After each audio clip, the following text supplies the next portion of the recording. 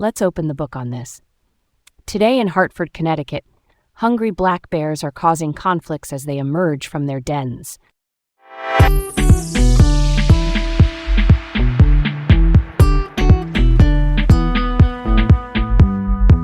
Hi, I'm Garrett. And I'm Leah. Welcome to Laid Back Local, the news of the day, with Leah and Garrett, reporting from Hartford, Connecticut. First up, let's set the scene for this one. Connecticut's hungry black bears are emerging from their winter dens, and they're causing quite a stir. So, we've got about 1,000 to 1,200 black bears roaming around, with sightings popping up in all 169 towns. That's pretty wild, right?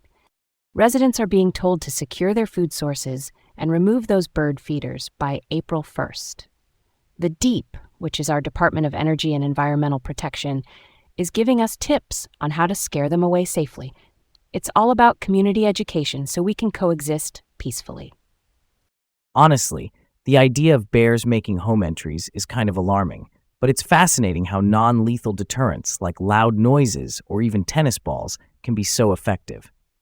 I totally think public education is key here. It's about keeping both us and the bears safe. Let's move ahead. Next up, let's switch it up. Let's talk about Bridgeport's open-air drug market and the sentencing of Angel Echevarria, known as Frenchie and Gordo, for fentanyl trafficking. He's getting 5 years in federal prison for selling fentanyl. This market was right around Noble Avenue and Shelton Street in Bridgeport. The FBI and local police used wiretaps and controlled purchases to crack down on this. It's all part of the bigger picture to combat drug trafficking and keep our communities safe. Honestly, it's frustrating that this market operated so openly, but I've got to give props to law enforcement for using technology to build such a strong case. Continued efforts are a must to ensure community safety. Okay, let's move on. Next up, here's where it gets really interesting. A Jamaican national, Marlon Damian White, faces prison time for passport fraud after being deported. He got 6 months for using fake documents to apply for a passport.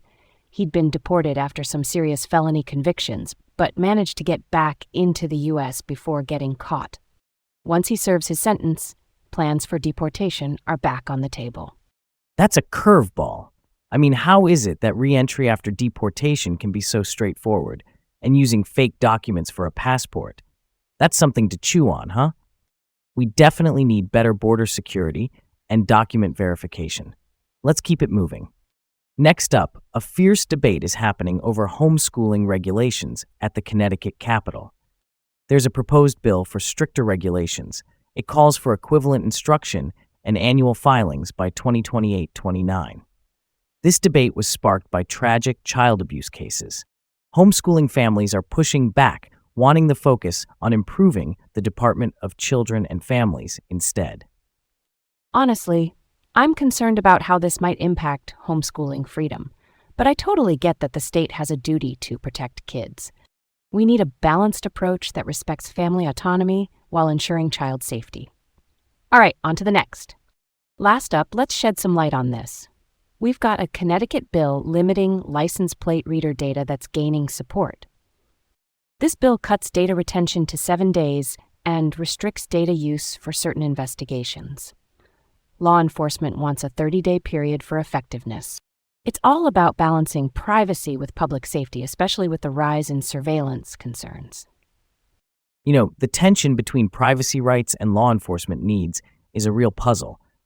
And the fact they were using data for tracking abortion-related movements? Can you believe that's even a thing? I'm all about finding a compromise that respects privacy while still aiding crime solving. Let's wrap that up with a bow. That's all for today's news in Hartford. Thanks for tuning in to Laid Back Local, the news of the day with Leah and Garrett. Have a great day and see you tomorrow.